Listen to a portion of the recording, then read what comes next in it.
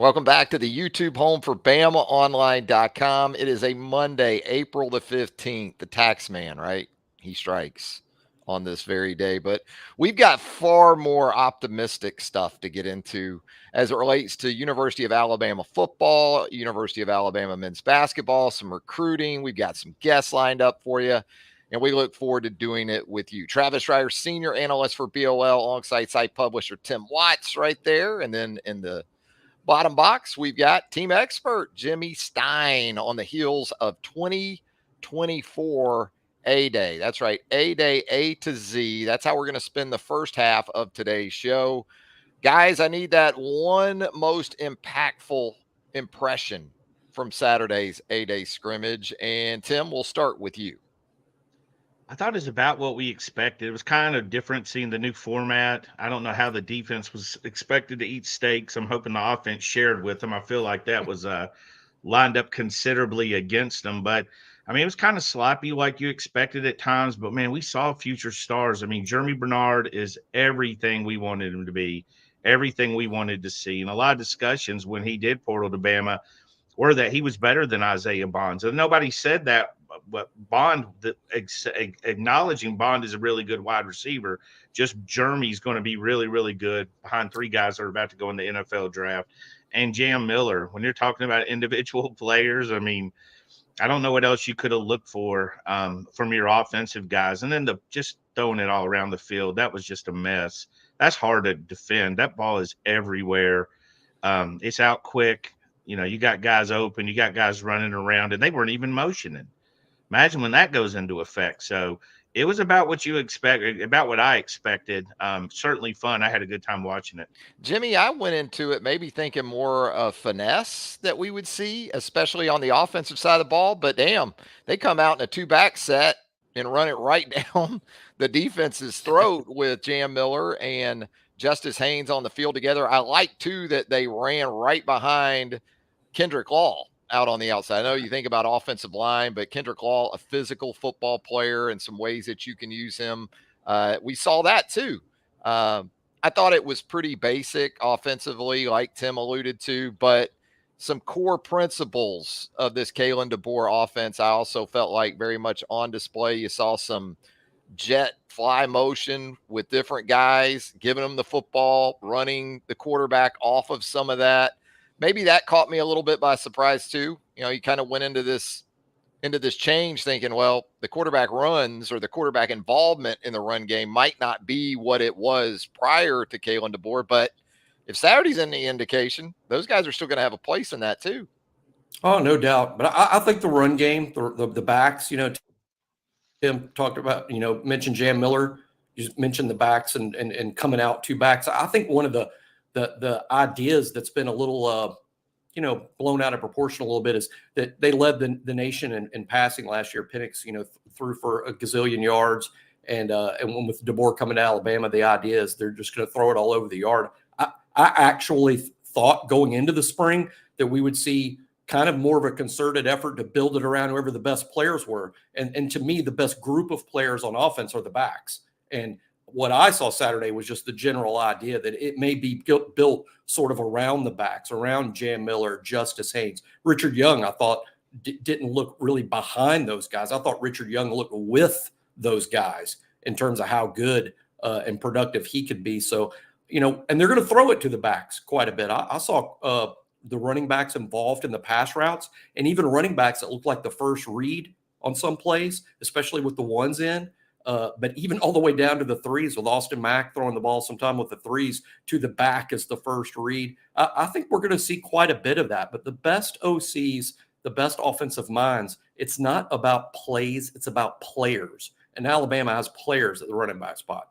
Yeah, it felt like with the quarterbacks and in this offense, even though, again, this was fundamental 101 Kalen DeBoer offense that we saw out there, all three levels, you're going to have guys in the route tree. And so it's going to be on the quarterback to be able to go through those progressions. And, with the way the defense was playing pretty vanilla, I think that had a lot to do with that first read going to the back because it was a lot of off coverage and, that was there for the taking. We saw the tight ends involved, but guys, we know it all starts with that position, quarterback. So, Tim, I'm going to ask you, Your takeaways from Jalen Milroe, Ty Simpson, Dylan Lonergan, and then some Austin Mack as well. I thought overall as a group they did very well. I don't think Jalen, I still thought held the ball a couple times longer when he had chances for big plays. I think it's hard when you're so elusive and hard to bring down to think they can touch me and I'm down. I don't think you can just flip that switch and when you're actually in live action and say I'm going to be down because he's a hard guy to bring down. I thought Ty did a good job working against a different unit, but I thought he looked good. I thought Dylan looked good. Ty's got potential with the passer.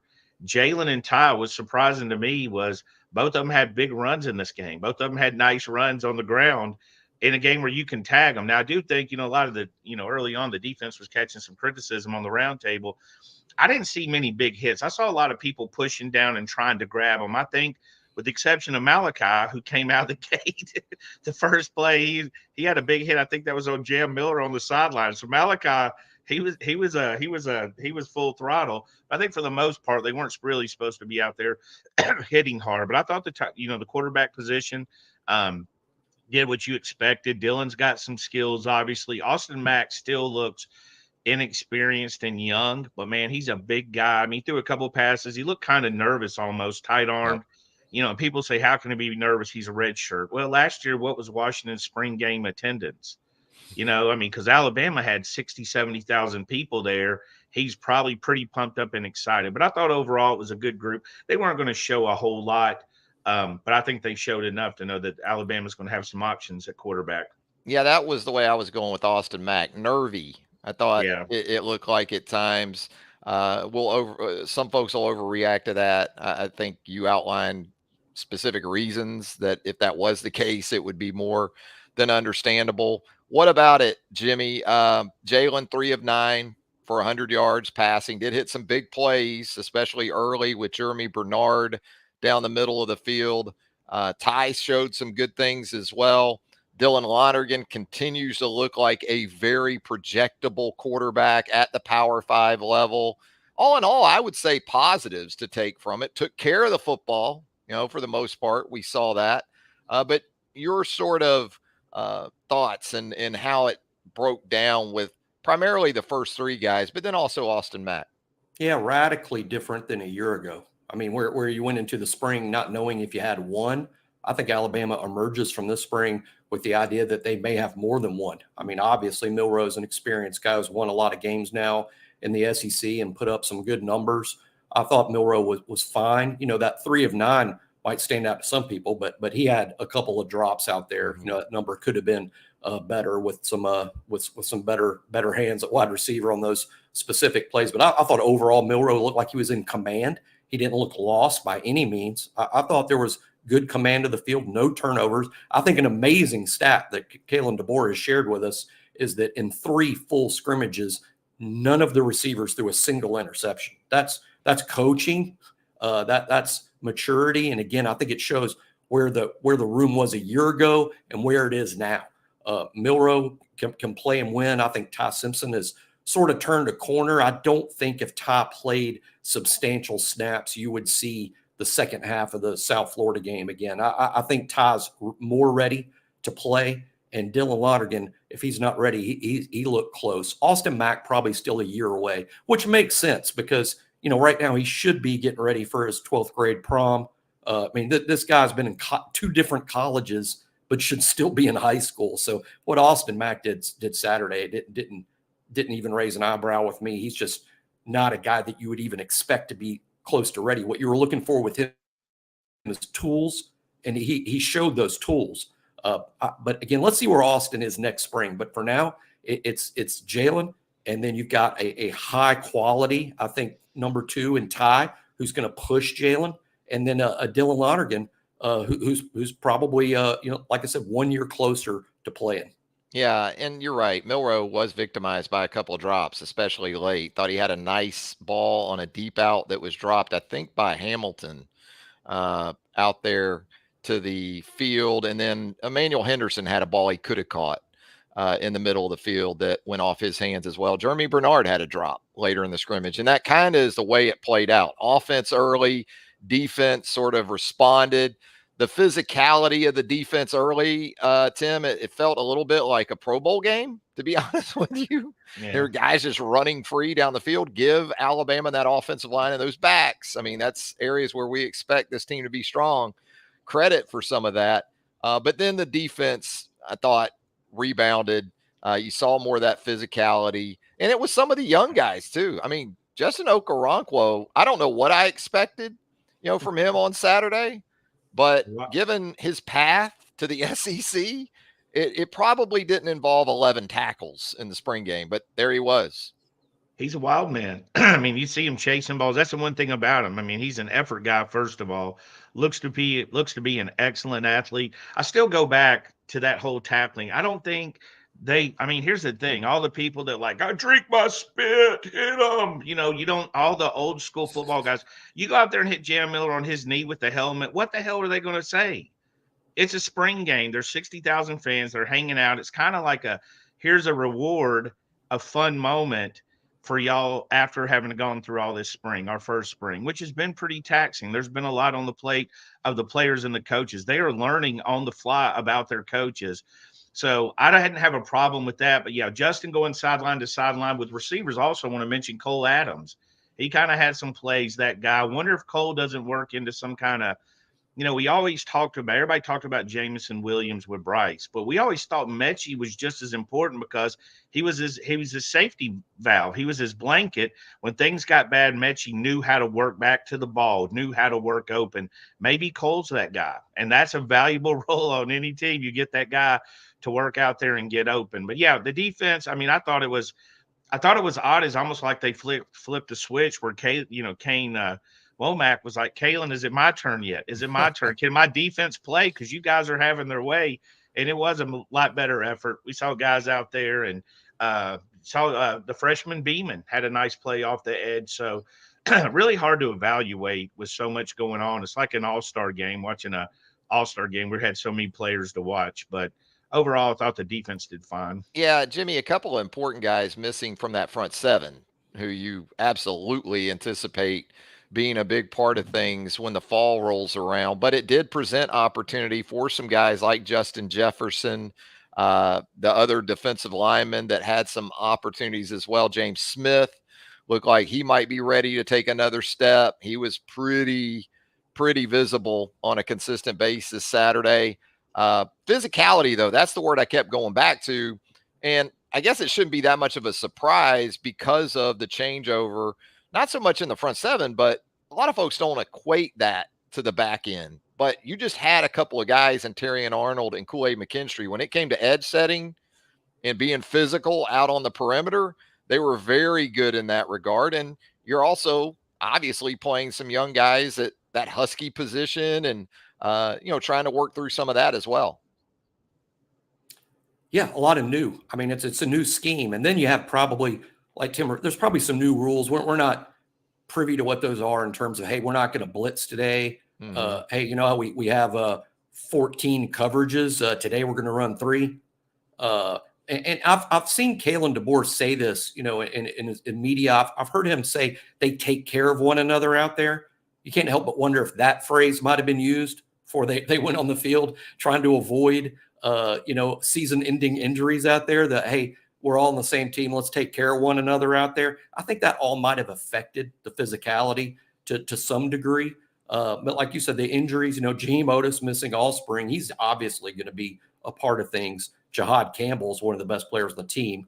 He wasn't out there. It's kind of weird. We look at the ones you mentioned, Justin Jefferson, Jahad being out, giving Justin Jefferson an opportunity, which it did because Justin Jefferson ran with the ones alongside Deontay Lawson. It's also what gave Okoronkwo his opportunity, because if Jahad wasn't missing, Jahad would have played with Deontay. Justin Jefferson would have been one of the twos alongside Jeremiah Alexander. But instead, it was Okoronkwo getting that opportunity because Jahad was out. Kind of creates a domino effect. And boy, Okoronkwo was good. I think too many people made a big deal out of, well, he hadn't played a lot of football.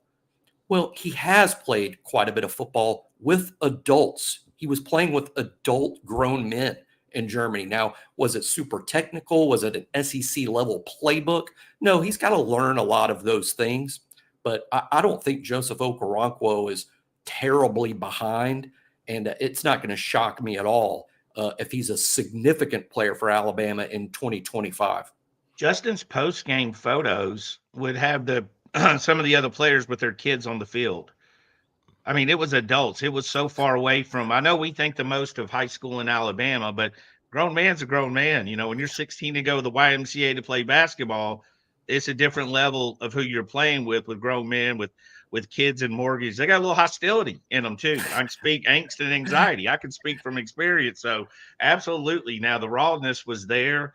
But again, that play running down the sideline, I don't know if it was Jam or who on that busted play where he ran down and shoved him out of bounds. It was a little bit later in the game. He came from the right side of the field to do that, went through the traffic, ran him down just to get a hand on him. So effort will get you a long ways. And also, we talked about this with him last year, special teams. Special teams. He looks like a guy out of the gate that could go down there and, make a tackle. He does. And yeah, the plays he made in coverage, he looked comfortable with that aspect. That's something regardless of if a guy plays in Germany or Georgia coming out of high school. For young linebackers, that's typically an area that's very much a work in progress, but he looked pretty comfortable with that aspect of his game as well. Hey, we want to remind you, go ahead and like the podcast, the show here on YouTube. If you haven't already, we would appreciate that. Also, if you haven't subscribed to the YouTube home for BamaOnLine.com, we would certainly love for you to do that as well. Turn on those notifications. You'll get all of this YouTube content as it drops right here. Also, BamaOnline.com. The roundtable, that's where you're going to find us. Premium message board for BamaOnline.com. So much great stuff post A-Day, and with all the player movement, all the possibilities out there from a roster perspective for not just Alabama football, but Alabama men's hoops as well. You're going to find all of that coverage right there at BamaOnline.com. And we got a lot of recruiting talk coming up in the not too distant future here on the program. Andrew Bone going to jump on with us here in about 10 or 12 minutes. We'll be joined by Steve Wiltfong, the new vice president of recruiting and transfer portal for On3. Tim? Stevie makes his way over here. Gonna have a Fong bomb for us? I mean, he's got to come in with a Fong bomb, doesn't he? I don't know. Don't put that pressure on him. Right. He's he came in hot and heavy. He arrived on April 1st. One of the best people I know, one of the hardest working guys I know. Yeah, he's also a friend, obviously, but even if I hated him, he'd be a great worker. I tell him that he knows his business. He knows what he's doing, and he faces a ton of criticism because of what he does. I can't even imagine the number of schools he's been called a homer for, but I would imagine it's every one of them for the most part. I call him the Cal Ripken of recruiting coverage because every day he just checks in and gets it done every single day for about 13 years now that I know of, at least from the national perspective, longer than that in the business, but unflappable too, like Cal, if you might recall. Yeah. Just doesn't seem to get bothered by all. He's a staple on the round table. He comes over and chit chats with us, and we waited. This is our first guest at the BamaOnLine YouTube podcast since we've been at On3. He was our first guest. Kind of waited for Stevie, but we'll be having more guests in the future. Yep, absolutely. Look forward to it. So, guys, as we get back to A-Day and kind of think about what's coming, it's inevitable. Tomorrow, the transfer portal window opens up again. And so, Jimmy, when you watch that scrimmage on Saturday, and we've even heard from Kalen DeBoer, he's been very transparent, very front and forward about, okay, these are some areas where we're probably going to be shopping in the portal. Did your eyes line up Saturday with what we had heard previously from Kalen DeBoer? Yes. I'm expecting now when you expect something from the portal, the only thing the portal is definitely going to deliver all of us is surprises. But, I'm expecting Alabama to look for a cornerback. I also don't think they'll take just anyone. It's going to have to be a fit. It's going to have to be the right guy. But I do think when you start A-Day and your number one first team is Damani Jackson, who's the veteran of the group and is brand new to the team in the SEC, and he's the veteran. And the other corner is a true freshman. And who are the second team guys backing them? Both true freshmen playing with the twos. You got to think Alabama's at least going to take a long look at cornerback. I thought the cornerback play was okay on Saturday, but not superb. I'm not sure what people expect, though, when you're replacing 2 first-round type picks and Kool-Aid and Terrion Arnold, and you're replacing them with new guys. But I do think cornerback is one spot I'm definitely looking Alabama to take a long look at. And, of course, offensive tackle, too. You already have Caden Proctor coming in. Is that going to solve tackle? Maybe. It would be interesting to know their real thoughts on whether they're already comfortable with at least squeezing one starting tackle of what's already on campus. Is Proctor enough? I think they would like more numbers at tackle. But, guys, I'd love to get y'all's opinion on this. It's difficult to recruit the portal for depth. Most kids in the portal are looking to come in and play. Most kids are leaving where they are because they're not happy with sitting on the bench. Why would they want to trade the bench they're sitting on to come sit the bench somewhere else? But that would be sort of ideal for Alabama to improve their numbers and develop a couple of younger tackles. But it's just easier to find starters in the portal, frankly. Tim, my question is, can Caden Proctor come in on an official visit? Like, can he come as a train? He can't come. I mean, I'm scared to ask the rules. Every time, I figure out the rules, they turn around. I know he's at Iowa. He enrolled at Iowa, right?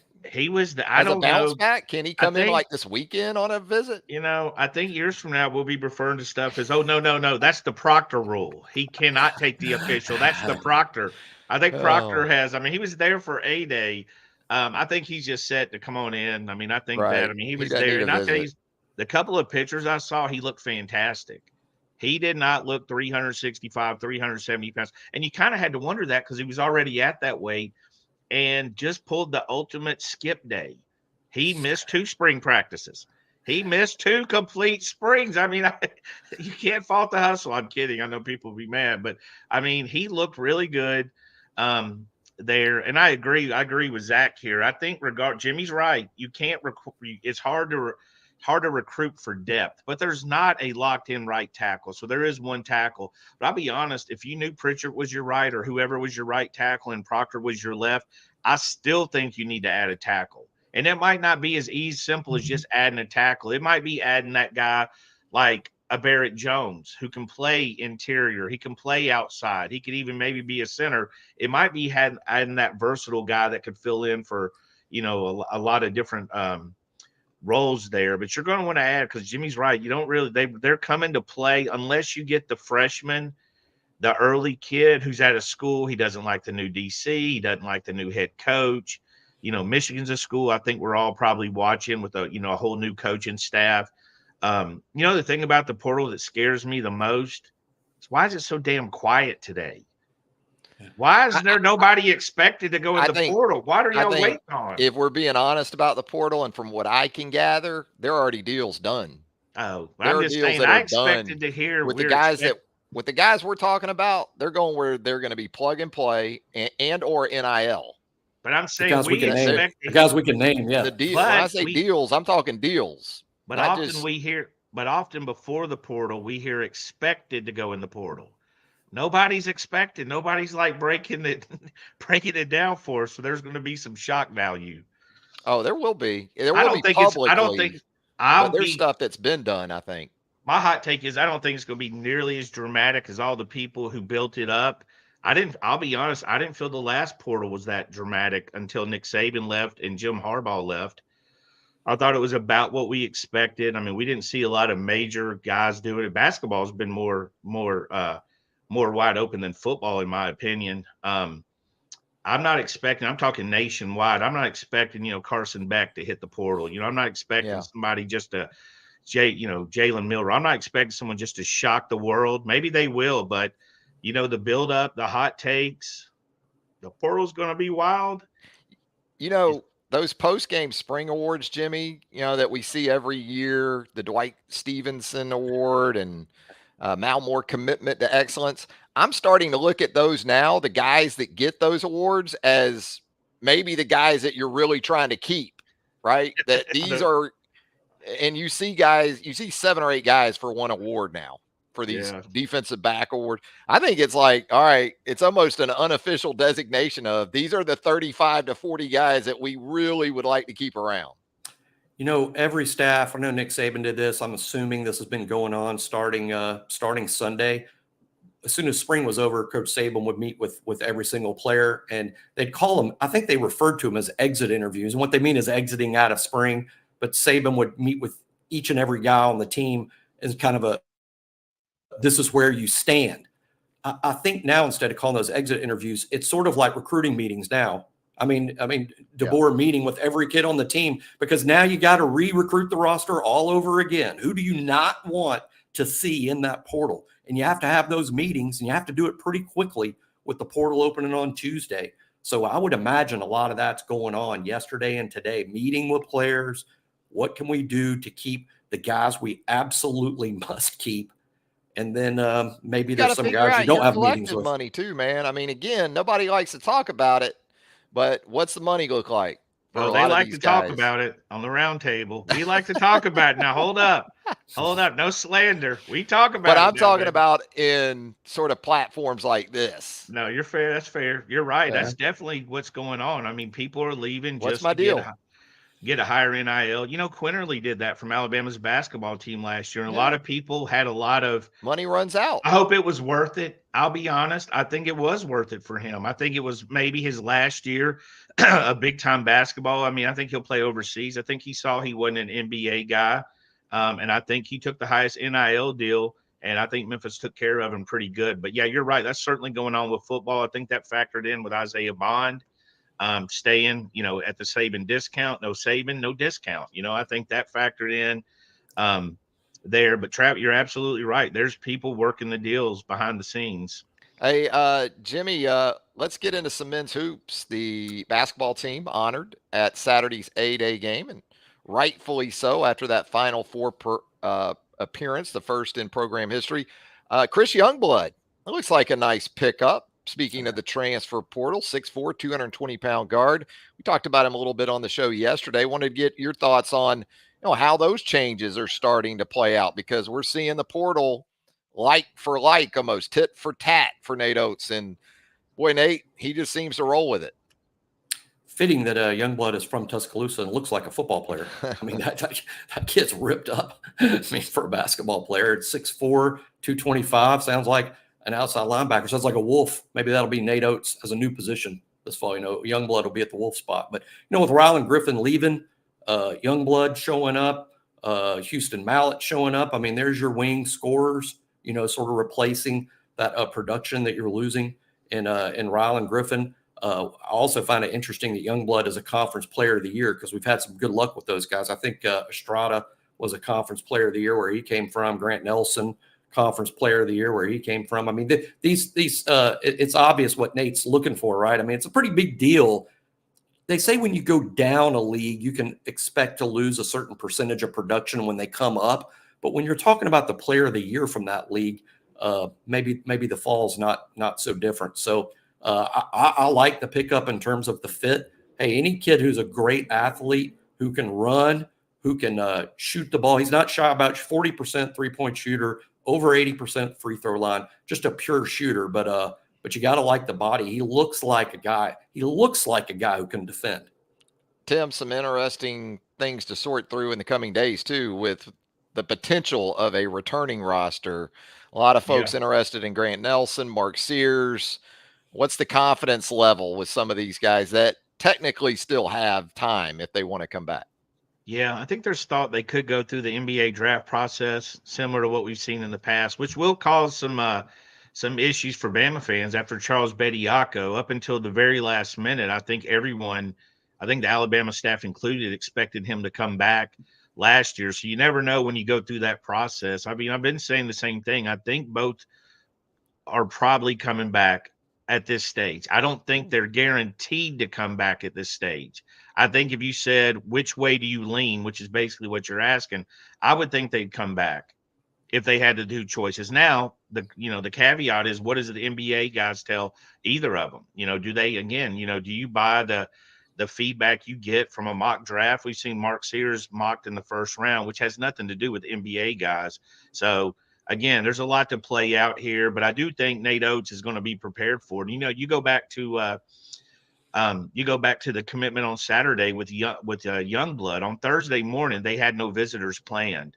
Ryland declares he was going into the portal, which means I think he talked to the staff. They had Youngblood visit. They were Zooming with him a few hours later, had him on campus Friday, and he was committed while on his official visit. So they know, and they're going to be comparable players. I mean, except this guy's going to be bigger, stronger, and more experienced. So I do think Nate's going to have, and Nate and his staff are going to have guys waiting to go, regardless of those decisions. Obviously, both would be massive if they came back. Oof. Be absolutely massive. Top And 5 Alabama roster. baseball.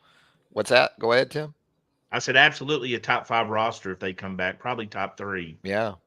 Alabama baseball with a much needed series win, Jimmy, over the weekend. It looked pretty honest. They were late in game 2 after top ranked Arkansas tied that game. Wondered about Alabama's bounce back ability, but Tide goes on to take that game. And then, boy, what a pitching performance by the young left-hander, Zane Adams, on Sunday to close out a series victory over the Hogs. Yeah, the pitching was great all weekend. That'd been a real question mark for Alabama. You lose Riley Quick that opening weekend. You lose Hagan Banks, who's one of the best relievers. And then the pitching's not so great for a while. But, boy, the pitching really bounced back. Even Hess looked pretty good after a rough beginning to the game Friday night. He looked pretty good later, and Ferrone was good Saturday, and Zane Adams the best pitching performance I think of the year for Alabama on Sunday. And they lose 4 in a row, and then they win a series against the number 1 team in the country.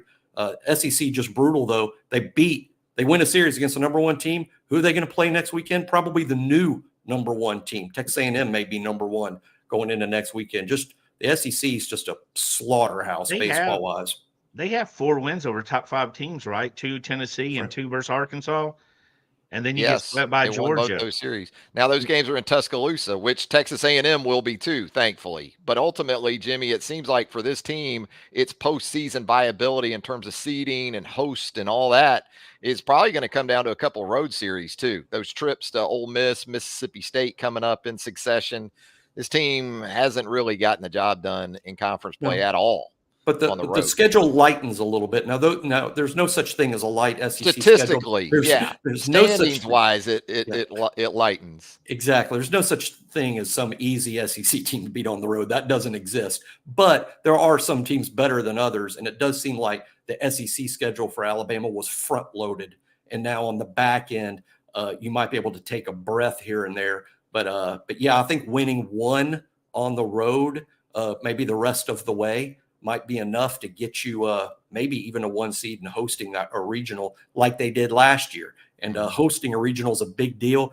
If you don't think it's a big deal, the last projection I saw had Alabama as a number 2, but that means you got to beat somebody like a Florida State and Tallahassee twice to get to the Super. So hosting the regional has to be a big goal, and they're really doing a great job considering it's year 1 of the Rob Vaughn era. Hey, Jimmy, as always, great stuff with us here on the YouTube home for BamaOnLine.com. Always appreciate you taking the time and look forward to hanging out with you right there on the roundtable with us at Bama Online. Looking forward to seeing you guys next week. See you, Jimmy. Thanks, Jimmy. All right. And with that, without further ado, Tim Watts.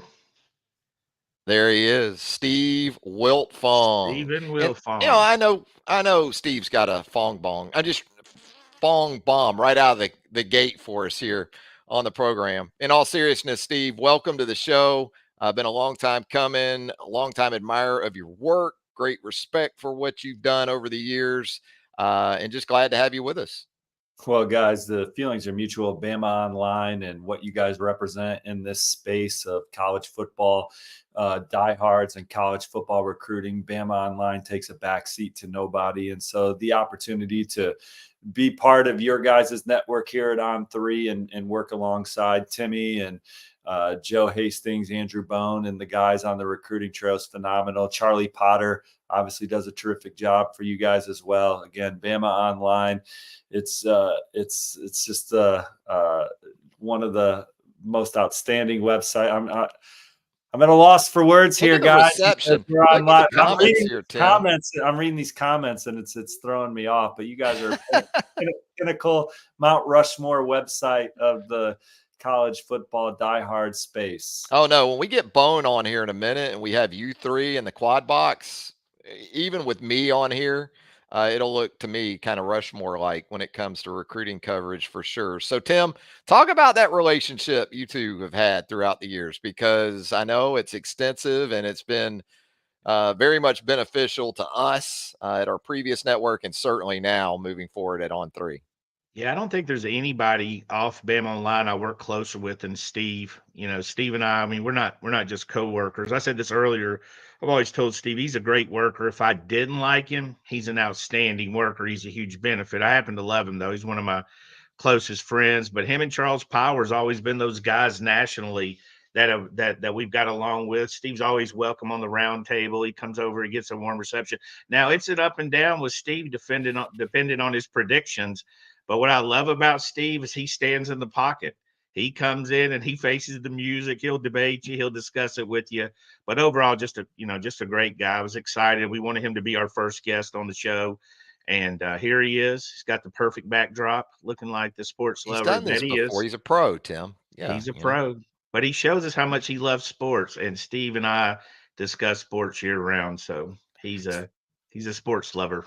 So Steve, I got to start with just, for 17 years, you were pretty much front row to that Nick Saban run at Alabama and the incredible success on the recruiting trail. Transition now to Kalen DeBoer.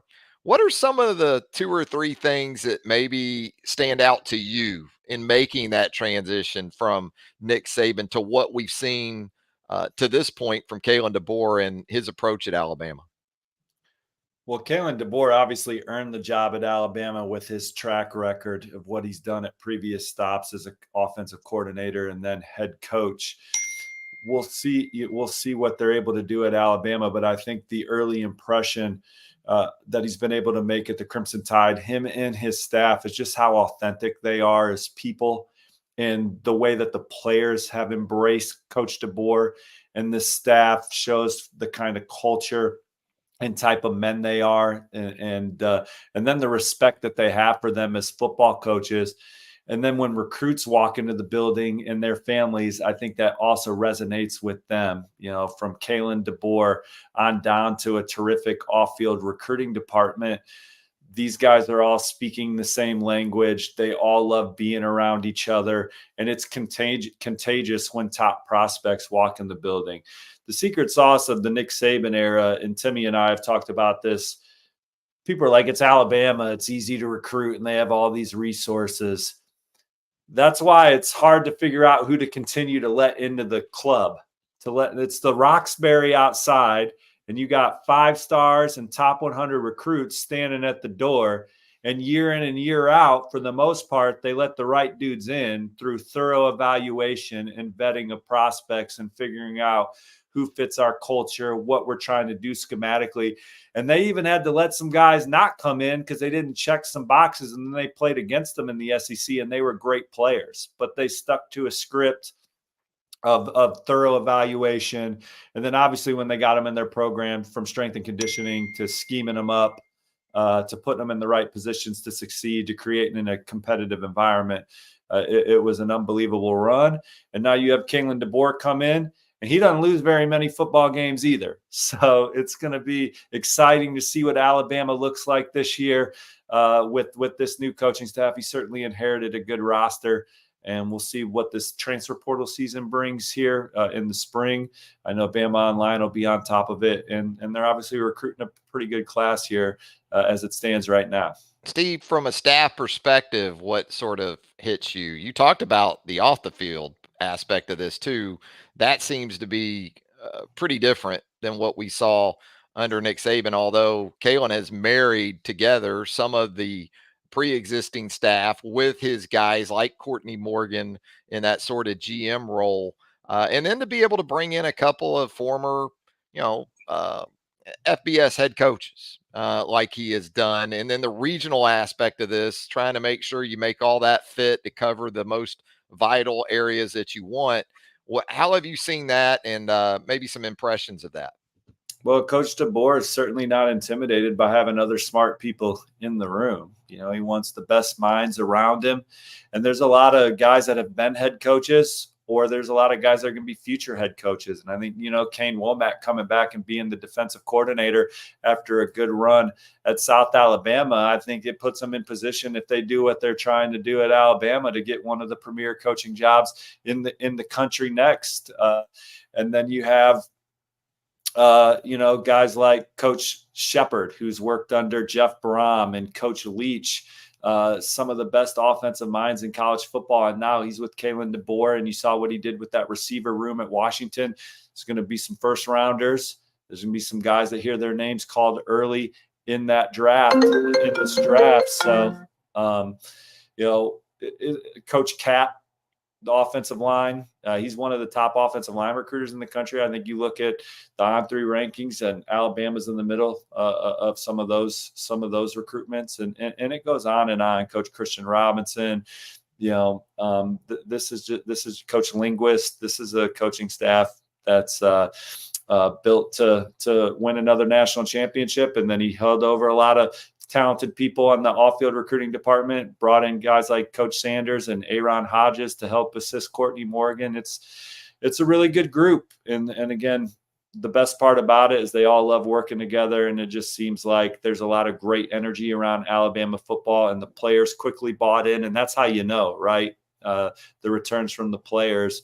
Going from Nick Saban, who's an absolute legend, that was big shoes to fill for Kalen DeBoer and company. And I think that initially, early on, the players have responded, and recruits are responding as well. You know, Steve, we don't get any time these days to transition from spring practice straight into the next window of the transfer portal. So I know you're a big piece to what we do with that at On3 these days as the VP of recruiting and transfer portal. So what's the next 24 hours like for Steve Wiltfong as you prepare for that onslaught that we know is coming down the pike? Well, I'm just kind of waiting for news to break on the portal. We got, you know, Charles Power and Cody Belair. Those guys are updating the On3 player rankings today. So there'll be an update on that this afternoon. So we'll have some intel on the top players in the country. There'll be some Alabama mentions in there, certainly, as the Crimson Tide duke it out for some of the premier prospects in this 2025 class. And obviously there were some big recruiting weekends. It was a good one for Alabama to land a couple commits from two of their top targets. So just, you know, I just take the news as it comes, and then thankfully work with a lot of great people like Tim and Shay Dixon, Rusty Manziel, and just, you know, corresponding with all those guys on the latest things that are happening on the trail. I wanted to get your thoughts on those last couple of commitments, because Latsier Brooks, we talk about rankings, and we know it's still an ongoing process. It's organic and how that evolves throughout cycles. Dynamic playmaker, really on both sides of the ball, but it looks like more of an offensive emphasis with Alabama. And then also Jaden Harmon, the linebacker out of Rome, Georgia. Again, upside looks to be there. Versatile, can play a couple different spots. Just your thoughts on those last couple of commitments. Well, with Latsier, I typed in his name in my phone, like in my little text message search engine, just to kind of see what came up, and I forgot all about it. But around this time last year, Georgia looked like he was maybe close to committing to Fram Brown in Georgia. That obviously didn't end up happening, but he was on some top programs radars even going back to last year. That was before he posted 22 touchdowns, a New Jersey State record as a junior. And he's obviously someone that can work from the slot, work from the perimeter. He can stretch the field, and the way he tracks the football is second to none, finds that top end gear very quickly. He's a tough football player. That's a threat to score, obviously, anytime he touches the football. And Alabama's got some of the best receivers in America looking at them, but this is one that they coveted. They're happy to get him in the fold. And then Jaden Harmon out of Rome High School there in Georgia. That's one of the most hard-nosed high school football programs in the Peach State. He plays the game the right way. And when you watch him on film, you see the range, you see the speed. You know, he's an athletic hybrid guy. He makes plays blitzing off the edge. He's a tone-setting tackler. But I just like the way he plays in space. He's got good speed for a second-level defender, and kind of plays the game, and maybe Timmy agrees or disagrees, or like the Jefferson kid on the Alabama roster right now. I think that's kind of how I see him. Yeah, I agree. Bulldog chase the ball, find it, run sideline to sideline. We saw him dropping into coverage. The thing that stand out initially is just how violent he is, and I think Jefferson was that way. There's not a lot of fall forward after he hits you. He's gonna, you're hitting a brick wall. He's gonna fall backwards, which is important. I mean, you're a backer. You're trying to keep him from getting those inches, right? So I agree with that, and I agree with Latzier too. I mean, he's a guy that just hid from us. Basically, he just like laid low, quit tweeting his offers, and then boom. You look up and this guy's setting state records in a pretty good area. Well, And Steve, before we those are the guys wired right? So many of these prospects, and look, it's all the guys that aren't self-promoters that wear their hard hats and come and play. Those are the guys that tend to rise to the top, and at a very competitive place like Alabama, he seems to have the right mentality to just come in and do work, and we'll see where the chips fall. Steve, got to ask you about quarterback for 2025. Obviously, Julian Lewis, a big part of this puzzle for Alabama, for USC, maybe Auburn. Where are we at right now from where you sit, specific to him as it relates to, where Alabama could end up at that position in this class? Yeah, so I think right now, obviously, he locked in 4 official visits, and Alabama wasn't one of them. So I think that he does have interest in the Crimson Tide and has talked about coming back for an unofficial visit and then maybe taking an official visit during the season. I might like a couple programs a little more than right now, but there were other times in this recruitment where I like Georgia, where now I might like Auburn's position better than Georgia. So this is a fluid deal. Colorado can't be slept on for Julian Lewis. It's a place where he can start right away. He's already visited twice this calendar year. But I think Alabama, the mission number one with this coaching staff was to get the kid to transfer from Washington once he went into the portal. That was big for them. To get to know their current roster and get around the guys on the team. And I think now that spring recruiting is upon us, we're going to see this Alabama coaching staff get out on the road and evaluate quarterbacks, and they'll put their own board together. Deuce Knight's certainly a name that obviously Alabama is showing interest in, but let's just see what it looks like after Coach Sheridan and company are able to get on the road and see some guys throw live, and we'll see if they get that spatula out and flip somebody that we're not even talking about right now that they kind of fall in love with, because there's a lot to like at the quarterback position in the way Kalen DeBoer and those guys play offense. Michael Penix was a great player when he was playing for Kalen DeBoer, and then he struggled at times when he wasn't. I just think that the magnitude of that right away just shows you how powerful of a coach Coach DeBoer is. And so it'll be interesting to see how that quarterback board shuffles in 2025 once they're able to go evaluate these arms in person. And with that, we go quad box. There's Andrew Bone jumping on board with us, the senior recruiting editor with us at BamaOnLine.com. There you go. Get a screenshot right now. Just, kind of blur me out. But these other 3 guys, when you talk about the recruiting industry, man, this is like the Beatles, and I'm not even Ringo. But hey, Andrew, welcome aboard, my man. Thanks for having me on the show. Steve, good to see you, man. Welcome, Andrew. I don't think I've seen you since San Antonio like 14 years ago at an All-America Bowl. I know, man. I know. It's been a while, so it's good to have you on the team. I've been reading your stuff, though, man, so excited to be on the same side. For sure, man, for sure. Great to have Steve with us now. And Steve, thanks for taking the time, my man. Look forward to doing this again in the not too distant future, and always keeping track of everything you got for us right there on the On3 Network and BamaOnLine.com. Absolutely. Just a pleasure to be part of that community. Some of the best posters, obviously some of the best workers. And Timmy and I, we got the fantasy baseball dialogue going major now as well. I don't have a good team. I'm a sandbagging so Steve can win his first year. Have y'all noticed have I won a game yet? Have you checked yourself?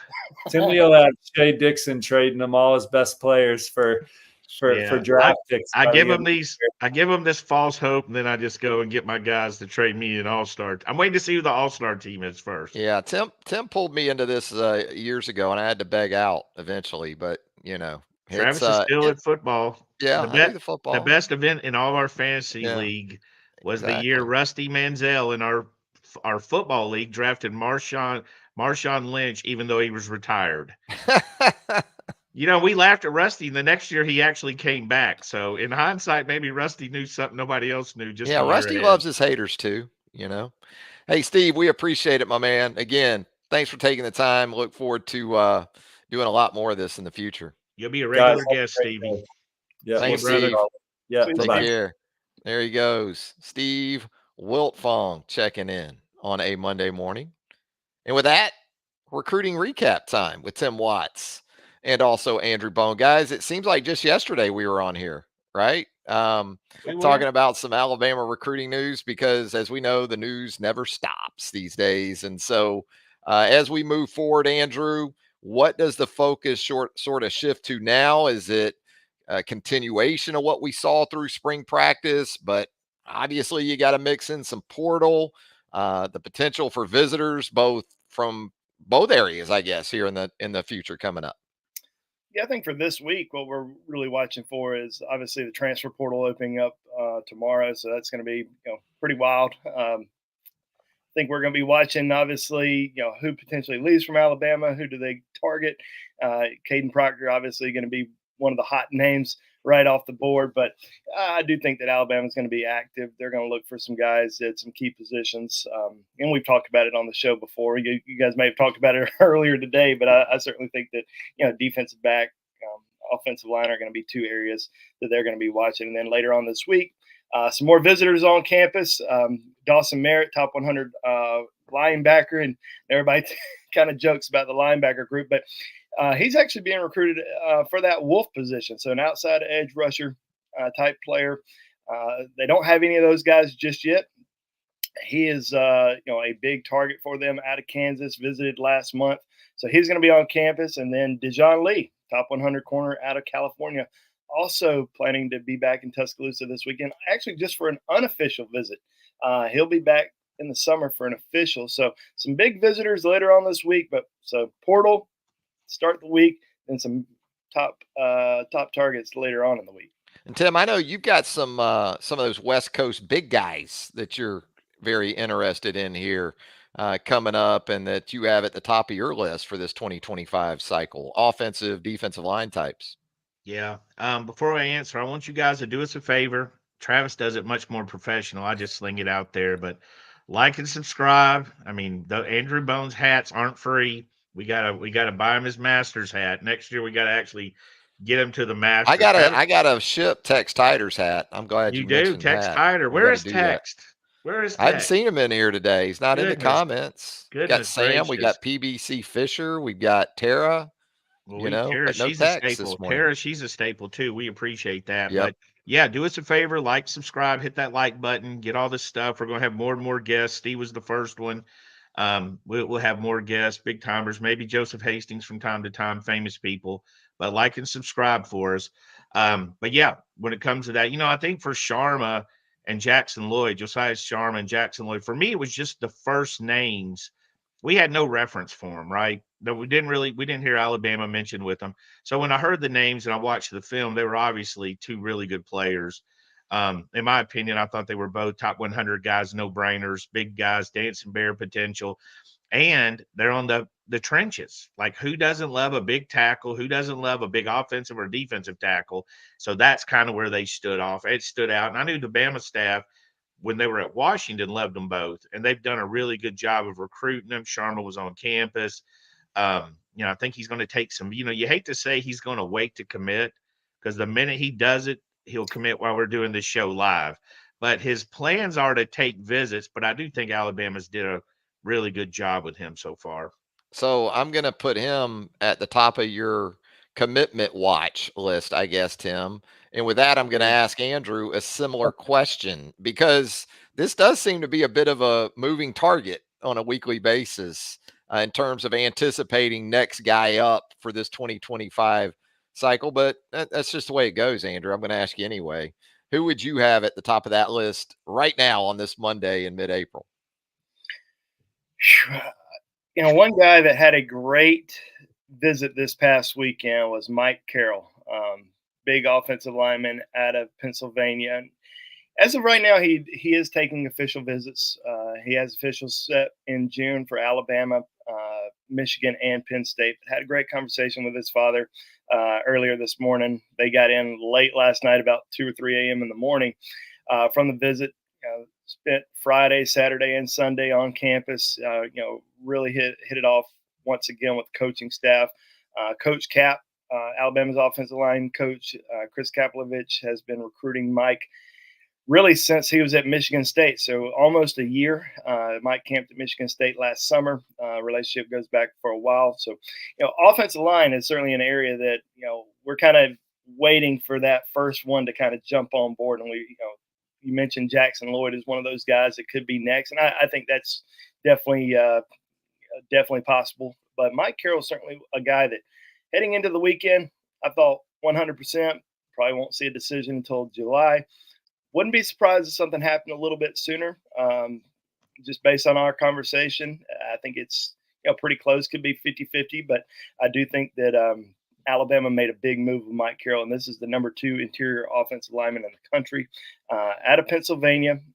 It's a big target for Alabama, but Michigan's right there. His father played at Penn State. I get the feeling that Penn State's not going to be the choice, but we'll see. I think Michigan's in it, very good.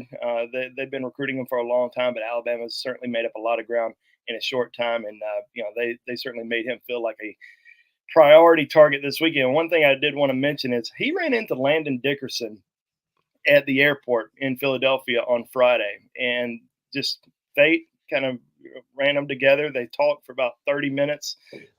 Landon told him, pretty much what it takes to be a college football player, what it's like in the NFL, stuff like that, what it's like at Alabama.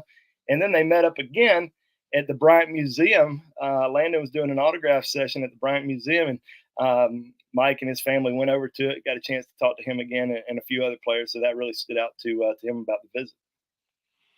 Here we go. We'll go to the comments, Tim Watts, for some feedback and questions. Let's start with Blake Boozer, though, who had the funny one that's the running joke with the. Okay, we'll go back to Blake. Can any of these linebacker recruits play OL? Ha. Let me tell you, I just want to point out what's funny is this used to be the tight end joke, right? Everybody that committed was, can he play tight end for years? Right. Now the linebackers have turned into any commitment. So I thought that was funny by Blake Boozer. I wonder if he's kin to the Boozer twins, who were highly recruited. Related to Carlos Boozer from Duke. Yeah, he's probably not, but it'd be cool if he was. What was the other one, Travis? Zach 8675309. A lot of numbers on Zach here, but just curious where Alabama stands with Offord, with him being an in-state kid. I'm sure NIL is a big player with him being committed to Ohio State. Yeah, I would agree. I mean, NIL is a big deal. He's number 1 cornerback in the country, I think, right now. He's a 5-star. Those guys don't grow on trees. He's a really good player. Alabama's still recruiting him. And, he said he's firm, but he took a visit to Alabama with his couple of his teammates earlier in the year, Tim Merritt being one, and the Auburn defensive line commitment. So I think what Offord is just one of those deals you're going to have to ride it out and see what happens. We're going to learn a lot more with his official visits and everything like that. I mean, there's obviously been connection there with Mo and Freddie Roach recruiting him. They've both been in contact with him, Kalen DeBoer, Kane Womack. So it's kind of a wait and see approach. And also, you're right, OSU's been very active with the NIL recently. Andrew, I got to think too, A-Day, one of the real benefits for Kalen DeBoer is still having Nick Saban around. It was a little bit surreal. I think Mike Carroll, the OL you're talking about, even had an opportunity to meet up. But boy, that's a nice resource to have at your disposal. Yeah, that doesn't hurt too much. And talking to Mike's father this morning, he even mentioned he said that Coach Saban even gave him a little recruiting pitch, during the visit. So having him around certainly a unique opportunity for a lot of these kids to get a chance to still meet him, even though he's retired and there's a new head man in charge. But him being around the program certainly very beneficial. What were your takeaways of the 8A scrimmage? Because there were so many early enrollees, especially that you and Tim and our staff have covered extensively over the last 10 to 12 months, if not longer. Some of the guys that you expected to see, we talked about Justin Okoronkwo and the way he looked. I mean, that was a pleasant surprise in some ways, given his background. Just your takeaways from Saturday from that perspective. Yeah, it was awesome seeing Justin make some plays out there. I mean, this is a kid, and tweeted about this, posted on the board that he'd never played a game in the in the United States before. He was invited to play in the Army, or not Army anymore, but the All-American Bowl out in San Antonio. Couldn't make it because he had not received his student visa yet. Didn't receive it until about a week later, and then enrolled at Alabama. So getting a chance to get on the field, make some plays, and you always kind of wonder how quickly is he going to be able to adapt, to playing against this competition. A lot different than the guys he was seeing in Munich every week. So seeing him out there make some plays, great. I mean, he's a true freshman, so I think sky's the limit for him. Peyton Woodard was out there breaking up a few passes. Seeing Red Morgan pretty active. I'll tell you what, I also like seeing some of those class of 2023 guys out there making some plays. James Smith. I thought that Cole Adams especially, because that's a kid who hasn't really played in 2 years. He played as his senior year out of Oklahoma. Injured his shoulder in the first half of his high school football game, first game of the season. Missed his entire senior season. Had 150 yards in that first half. So we're getting a chance to see what he's able to do. So that was pretty exciting to see. But yeah, I mean, I thought looking at a lot of these guys that decided to stick around the program after Coach Saban retired, out there having fun, making plays, really exciting to see. Richard Young, too, is a second-year guy. He's almost the Eddie Lacy of that Trent Richardson year when Trent came in and instant participant, co-back with Mark Ingram. And Richard Young's kind of my Eddie Lacy guy. Hey, Tim, we've got a question from Sam here in the comments. Guys, are any of the 2025 decommitments giving Alabama another chance? Well, Hilson is the very elusive. Now, we'll be honest with Hilson. He has been a mystery from day one. He committed out of the blue on a Friday, no warning, no real hint that he was coming. After a game, just boom, dropped it on our head. And then he didn't decommit like a lot of people did when Nick Saban retired. He flipped. He just flipped right over to FSU. He's been back visiting and, stuff like that. So, hard to predict, but I think Alabama's done a good job there. I mean, they're going to be limited at some of those positions where they're recruiting. So at some point, it's going to be first come, first serve. But he's certainly a guy that's did it. Jamie French is the one everybody, the wide receiver, everyone asks about nonstop. I don't see it happening. I don't right now. I mean, maybe it changes. But I mean, Andrew Joseph, we've all checked 50 times. I haven't seen a lot of interest from the Bama staff either so far. It's just kind of been like he went in a direction. And again, they have a different way of doing things. Their number one wide receiver on their board, their top target was Lazier Brooks. And I think the people that doubt the ability to recruit or evaluate would see his 3 stars and say they're missing on everybody. And we went through this with Nick Saban. Every 3-star, they're missing. It's April or May or June. Mm-hmm. It's early to miss on your top guys. But once you watch Brooks' tape, I haven't had anybody, say anything other than good things. What's the feeling for you, Andrew, in terms of some guys that maybe in the wake of Nick Saban's decision to retire, and perhaps guys that weren't even committed to Alabama at the time that were very much interested, and maybe that interest took a little bit of a back seat in the days after that are maybe resurfacing with Alabama as it moves forward here? I guess Brooks was even one of those guys, right? Yeah, Brooks was what we did not know, and we talked about this before. A lot of stuff doesn't get past us, but Brooks had an offer from the previous coaching staff, kind of kept it quiet, never announced anything about having an offer or anything like that. And he didn't know what his interest level would be like in Alabama, and he ends up making a trip back to Tuscaloosa. Falling in love with the staff, really hit it off with Coach Shep. But as far as former commitments, Tim mentioned Hilson. and Jamie French. I'll mention Zion Grady. That was a former commitment in-state guy. Plays that outside edge rusher position. He visited Alabama once since that since his decommitment, and it looks like he's probably going to return for an unofficial sometime in May. We'll see kind of what happens there, but as of right now, not really seeing any major movement with him. I think as of right now, maybe some out-of-state schools have an edge with him. Mason Short, ends up committing to Georgia.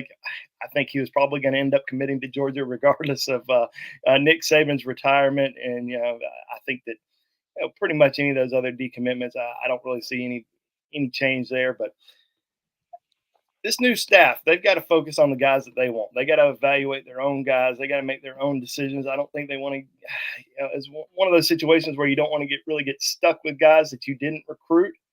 But, with Anthony Rogers, Miles Johnson, those are the two guys that stuck with this Alabama new staff. They're still taking some visits, but as of right now, I think both of them still pretty solid with Alabama. They both were in Tuscaloosa this past weekend, and they might still take some visits, but as of right now, they're solid commitments.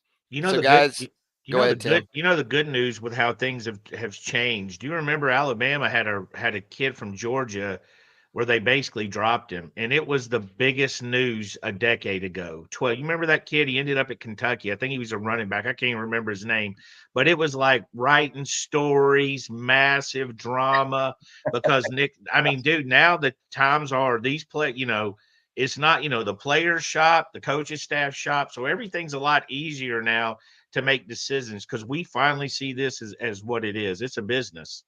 And it's a business decision from the players and the coaches. So, but I just had a flashback to that moment of people, right? AJC, they dropped a play. The kid ended up at Kentucky, right? They didn't shit. He ended up in Germany playing against Justin. In a Club ball. He played in the SEC. So I just remember how things have changed while we've been in this industry. Dropping a kid was just unheard of to now it's just. And I'm not saying anybody's being dropped. I'm just saying kids flip and coaches flip at this stage. You guys buckled up and ready for these next 24 plus hours as it gets really crazy with the portal? I know we're going to have it covered from start to finish, head to toe at BamaOnline.com. Anything else, guys, before we put a wrap on this Monday edition of the show? I'm the kid hanging out of the tank top, driving down the interstate, the T-top, driving down the interstate. No seatbelt. Let's do the portal. Brad Wesley. Let's do it. Brad Wesley in the original Roadhouse. Absolutely. With that convertible LeBaron. Yeah. I'll be counting down the days till the portal's over. But we still have the basketball portal going on. And then we have all kinds of stuff. We got the NBA draft process that lasts till May 31st. We got Caitlin Clark tonight. We have NBA draft. I know you'll be locked in, Tim. That's not accurate. But, you already got me to watch golf, all right? And I feel you watched your guy, and then when he flamed out, sucked.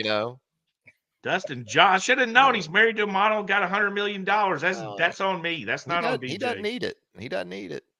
Andrew, man, always appreciate the time. Always great stuff here. Thanks. Of course, right there. It's gonna be busy week at BamaOnLine, so y'all come check us out. We got a lot of content rolling out. It's obviously going to be busy on the roundtable with a lot of news kind of happening very fast with the transfer portal, and then with with more visitors coming in this weekend. And, hey, it's also the spring evaluation period. Coaches can go out on the road and see kids, so it never stops. So come check us out at BamaOnLine.com. On that note with the coaches, I was just talking to Rusty Manziel this morning. They changed the rule that they can only go to a school once. One time. So they can only go the once. So there wouldn't be there won't be the stop by the school on Monday, go the next Monday and see them in spring. So now that has slowed them down. If they want to see them in spring, they only get that one time. Yeah, so a lot of it might get pushed until May once a lot of these kids start spring practice. So it kind of depends on their spring practice schedule when coaches will go out and especially their top guys or guys that they're still evaluating. The coaches are probably pretty excited about that, right? So they don't have to go by Thompson or Hoover or Buford every week. And because they have to do it because other schools do it, and that applies to all of them. Yeah. Look at Tara. She keeps the energy. She's got the for us. countdown. Thank Tara you. does. She keeps. 137 days until Western Kentucky. She's ready. I thought that was till the end of the. I thought that was till the end of the portal. Well, it kind of coincides, I think, these days. No, it What's the feels like difference? Portal Yeah. stays hot. The portal never closes. No, stays hot. All right, Andrew, Tim, enjoyed it, guys. Thank you guys Thanks, for guys. viewing. See you on the Thanks, round table. thanks to Steve Thank you, guys. Wiltfong as well. And absolutely, hang out with us right there at BamaOnLine.com, the roundtable or premium message board. And if you haven't subscribed to our YouTube channel as of yet, we would certainly appreciate you doing that right now. Hit that subscribe button, turn on those notifications, hit a like for us if you don't mind. You'll get all of this content as it drops. For Tim, Andrew, Steve Wiltfong, Travis Reier, thanking you once again. And until next time, so long, everybody.